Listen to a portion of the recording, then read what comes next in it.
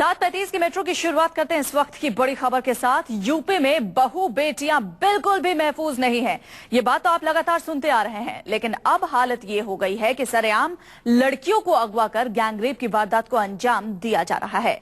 सनसनीखेज वारदात गाजियाबाद की है। पुलिस में दर्ज रिपोर्ट के मुताबिक एक युवती को शनिवार को 3 बदमाशों ने गाजियाबाद के वैशाली स्थित एक मॉल से किडनैप किया था और नोएडा के सेक्टर 22 में स्थित एक फ्लैट में ले जाकर बलात्कार किया। बाद में सड़क के पास फेंककर फरार हो गए। मंगलवार को तबीयत खराब होने पर युवती ने वारदात की जानकारी अपने घर वालों को दी, जिसके बाद उसे हॉस्पिटल में एडमिट कराया गया।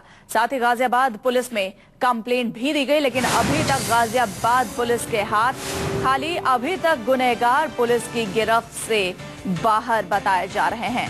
लड़की को एक मॉल से किडनैप किया गया। यहां पर मॉल की सुरक्षा भी सवालों के घेरे में आ गई है। हालांकि पहले भी ऐसी खबरें आई थी जहां पर मॉल के बेसमेंट में कार पार्किंग में महिला के साथ बलात्कार की कोशिश की वारदात सामने आई थी, लेकिन अब हद ये हो गई है कि सरेआम एक मॉल से लड़की को किडनैप किया जाता है और उसके बाद उसका बलात्कार किया जाता है और फिर आरोपी का शिकायत करने के बाद भी कोई नामो निशान नहीं। आखिर मॉल की सुरक्षा व्यवस्था पर इतना बड़ा सवाल और सरेआम लड़की को कैसे मॉल से अगवा किया जा सकता है, ये बड़ा सवाल। हालांकि यूपी के कानून व्यवस्था पर तमाम सवाल पहले ही खड़े हो रहे हैं और ऐसे में अब यूपी के मॉल्स भी सुरक्षित नहीं है। अगर आप उत्तर प्रदेश में रहते हैं, मॉल में जाती हैं तो संभल कर जाएं और सावधान होकर जाएं।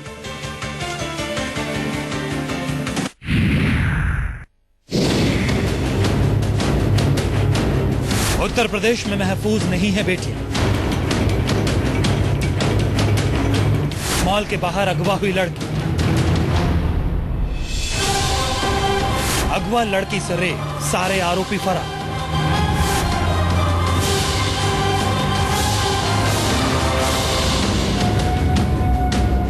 उत्तर प्रदेश किस कदर लड़कियों के लिए खतरनाक होता जा रहा है, उसकी एक और मिसाल है ये लड़की। यहां कब, कौन, कहां से किडनैप हो जाए कहना मुश्किल है। इस लड़की के साथ भी यही हुआ।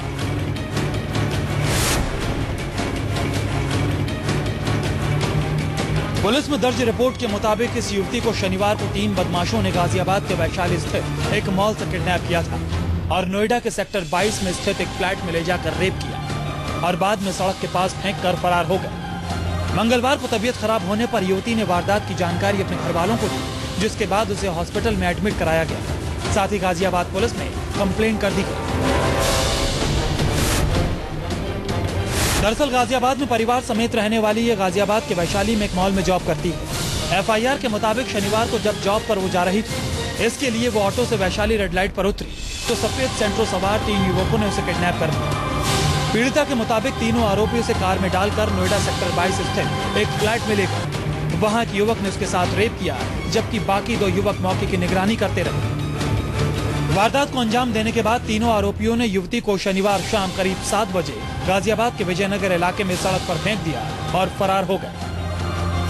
मैं घर से ऑफिस के लिए जा रही थी, महागुन उतरी जाके पहले मोहन नगर से ऑटो लिया वैशाली के लिए, महागुन चौक पर उतरी। वहाँ पे एक सेंट्रो गाड़ी आई, 3 लोग थे, 2 ने मुझे जबरदस्ती इसमें खींचा। उसके बाद नोएडा लेके गए, फिर मुझे शाम को 7 बजे विजयनगर गौशाला पाटन छोड़। पीड़िता 2 दिन तक मामले को परिजनों से छुपाए रही, लेकिन मंगलवार को तबीयत खराब होने पर उसने अपनी बहन को मामले की जानकारी दी और थाने में कंप्लेंट दर्ज कराई।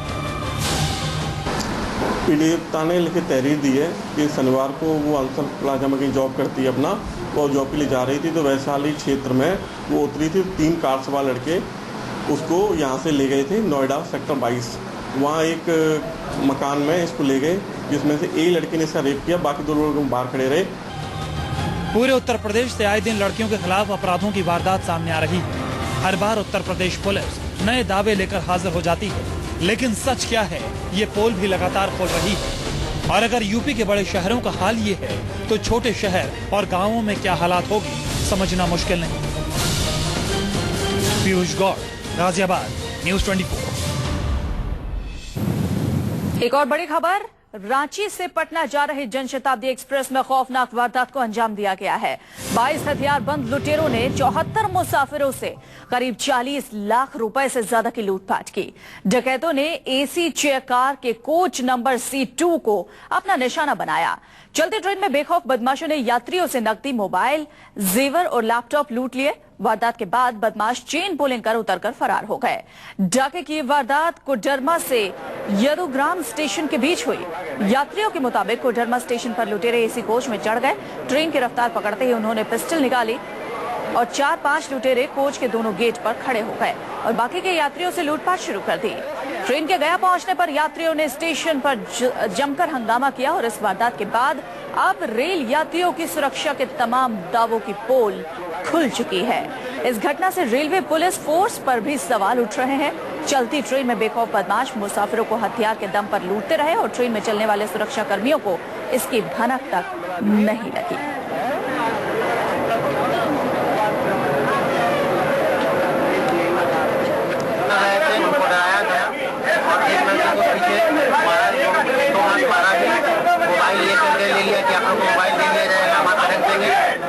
कुछ नहीं हुआ। ऑटो के जेवर उतार लिए, सारे बक्से खोल करके चेक किए गए और उसमें जो भी मिला समझ में आया वो सब निकला। कितने की संख्या में थे? 25 से 30 हथियार के साथ जैसे कट्टा था कि सामने में डराने के लिए गोली भी लोग कर रहे थे। किस जगह तो मैं नहीं बताऊँ, लेकिन कोडरमा के बाद सूचना मिली है कि कोडरमा से गाड़ी खुलने के बाद अपराधी उसमें कोडरमा में चढ़ गए और वहीं से क्राइम करना शुरू कर दिया। किस बोगी में हुआ? कितने की? C2 में हुई है और पब्लिक अभी काफी आक्रोशित है। पब्लिक अभी ठीक से पुलिस को हेल्प नहीं कर रही है, कोऑपरेट नहीं कर रही है। इसी वजह से अभी एग्जैक्ट रूप से नहीं कहा जा सकता कि कितने। पटना से हमारे संवाददाता अमिताभ ओझा टेलीफोन लाइन पर हमारे साथ जुड़ गए। अमिताभ, क्या जानकारी मिल पा रही है? क्या उन लुटेरों की अभी तक कोई भी पहचान हो पाई है और रेलवे की सुरक्षा किस कदर है कि यहाँ पर ऐसे लूटपाट हो जाती है और सुरक्षा कर्मियों को इसकी भनक तक नहीं लगती? मतलब सबसे बड़ी बात तो है कि इस मामले को लेकर दोनों राज्यों यानी कि बिहार, जो जहाँ पे कोडरमा झारखंड में पड़ता है और गया स्टेशन जहाँ पे यात्रियों ने आकर घटना की जानकारी देते हैं वो बिहार में पड़ता है। तो पहले तो काफी देर तक इस बात को लेकर चलती रही कि मामला कहाँ दर्ज किया जाए। फिर 0 FIR हुआ जिसे कोडरमा भेजा गया है। कोडरमा और गुरपा के बीच ये घटना घटी है और वहाँ पे जो 20-25 हथियारबंद जो एसी चेयर कार में जिन्होंने लूटपाट मचाई है उनके बारे में बताया जा रहा है कि सभी की उम्र 20 से 25 वर्ष है। हालांकि कुछ उसमें जो अपराधी थे उन्होंने अपने नकाब से अपना चेहरा ढका हुआ था, लेकिन जिस कदर वो बोगी में उन्होंने लूटपाट मचाया था उससे साफ है कि वो पेशेवर अपराधी थे, क्योंकि वो आमतौर पर उन्हीं लोगों को निशाना बना रहे थे जिनके पास उन्हें जानकारी थी या फिर जिनके बारे में लग रहा था उनका सच है। यहाँ तक कि उन्होंने महिलाओं के हाथ से कंगन और कान की बाली तक खुलवा ली, लैपटॉप ले लिए, मोबाइल ले लिए, चैन ले लिया और काफी विवश ढंग से जिस तरीके से गया स्टेशन पे लोगों ने बताया उससे साफ होता है कि अपराधियों को ये पता था कि ट्रेन कहाँ रुकेगी और कहाँ उन्हें उतरना है। और इस दौरान ना तो वहाँ TTI है और ना ही जो रेलवे के सिक्योरिटी जो एस्कॉर्ट पार्टी चलती है वो उसके जवान वहाँ पे हैं। तो निश्चित तौर पे हालांकि रांची TRP की एस्कॉर्ट पार्टी को निलंबित कर दिया गया है। इस मामले में जो उसमें ट्रेन में सवार थे उन्हें निलंबित किया गया है और साथ ही इस मामले में पटना रेल SP की तरफ से भी एक टीम की गठन की गई है। चलिए, आप इस पर अपनी नजर बनाए रखिए। अपडेट के लिए आपके पास लौटेंगे। फिलहाल तमाम जानकारी के लिए अमिताभ आपका बहुत शुक्रिया। अगली खबर का रुख करते हैं। तृणमूल कांग्रेस के सांसद तापस पॉल भले ही रेप और हत्या करवाने की धमकी पर माफी मांग रहे हों, लेकिन वो अपने एक और बयान को लेकर आफत में घिरते नजर आ रहे हैं। तापस को लेकर नया वीडियो सामने आया है जिसमें ये धमकीबाज सांसद महिलाओं को विरोधी नेताओं के गले काटने को उकसाते नजर आ रहे हैं।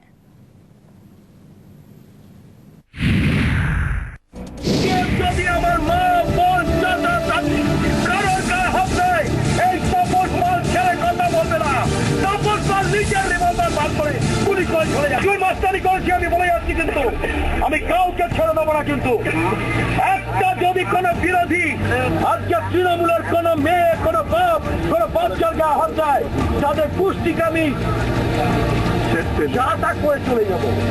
আমার ছেলেদের ঢুকে দেবো। I am the chairperson of this party, so whatever Tapas Pal has said, my party people, Mukul Roy and also Derek O'Brien said, we condemn this. It is my party decision. महिलाओं की गरिमा के खिलाफ तृणमूल सांसद तापस पाल के बयान पर सियासत गरमाई तो खुद मुख्यमंत्री ममता बनर्जी ने मोर्चा संभाला।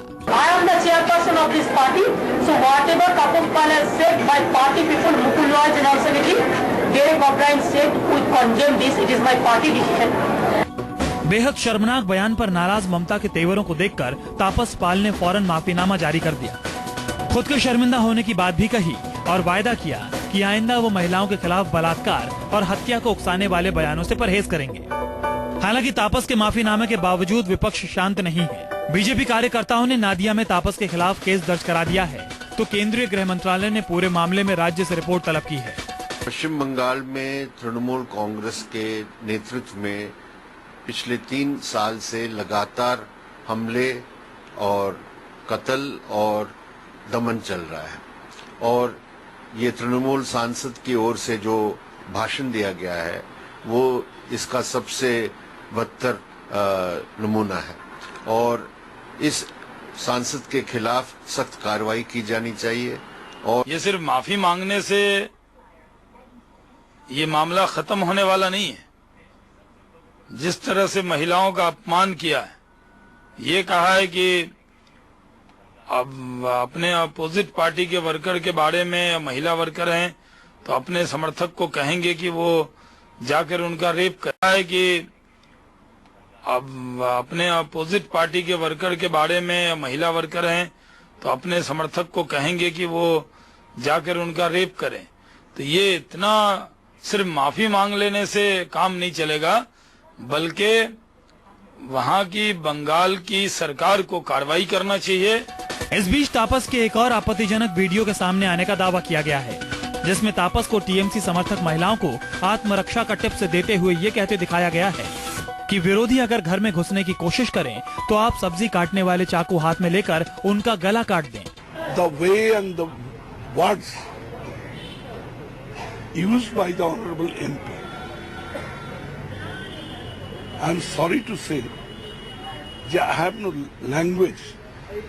इस प्रकार के बयान पूरे हिंदुस्तान की महिलाओं के सामने एक चुनौती है। हम ये चाहेंगे कि ये लोग एफआईआर दर्ज हो, एक्शन हो, उनको गिरफ्तार किया जाए, और लोकसभा से भी इस सत्र में कम से कम मिनिमम रूप में उसको सस्पेंड करना चाहिए। साफ है कि विपक्ष के नेताओं के सुर तापस पाल के खिलाफ शांत नहीं है, और अब तापस के दूसरे विवादित वीडियो के बाद ये तय है कि संसद के बजट सत्र में तापस पाल की घेरेबंदी भी तृणमूल कांग्रेस के खिलाफ मुश्किलों का नया सबब बन सकती है। Bureau report, news 24। तो 7:35 के मेट्रो में बीजेपी के सीनियर लीडर और पूर्व वित्त मंत्री यशवंत के मुख्यमंत्री पद को लेकर की गई अभद्र टिप्पणी पर बवाल मचा है। कांग्रेस समेत कई दलों ने इस बयान को बेहद शर्मनाक बताते हुए यशवंत सिन्हा से माफी की मांग की है। हालांकि इस मामले पर बीजेपी की प्रतिक्रिया सामने नहीं आई है।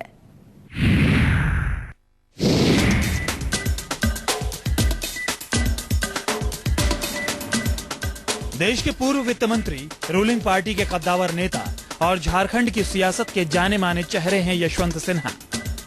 दशकों से देश की राजनीति में सक्रिय, लेकिन जब जुबान बेकाबू हुई तो सारी मर्यादा, सारी शर्म, सारा लिहाज भूल बैठे। ये भी ध्यान नहीं रहा कि वो एक सार्वजनिक मंच पर हैं। सिन्हा ने जिन शब्दों का इस्तेमाल किया वो खुद उनके कद के लिहाज से बेहद ओछे हैं। आप भी सुनिए किस कदर बेकाबू हो गई देश के पूर्व वित्त मंत्री की जुबान।